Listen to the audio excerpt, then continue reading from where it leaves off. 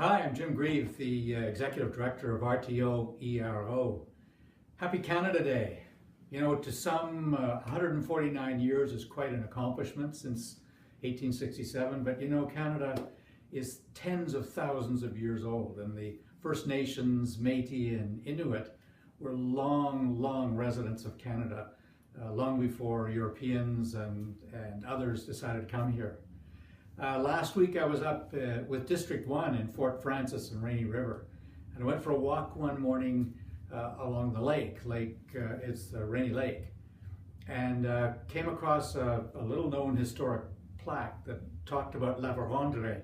And if you remember your grade 5, 6 or grade 7 social studies when you were at school, La Vérendrye was one of those great explorers, one of the coureurs de bois who was out doing fur trading and working with the First Nations and Métis, at that point just First Nations, looking for obviously the riches of the land, and I think the promised trip to the western Pacific Ocean, not called that at that time.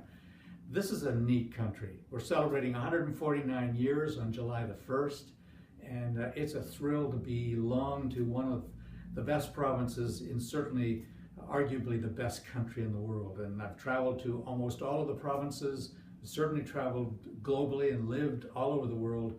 Every time I come back to Canada, whether I'm a visitor or I've been living abroad, I treasure the fact that we live in this free and wonderful society.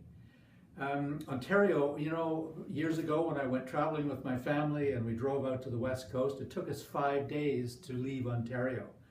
And that's by choice, because we stopped in all sorts of places with Science North or Old Fort William before we even thought about trucking across to Winnipeg and farther west.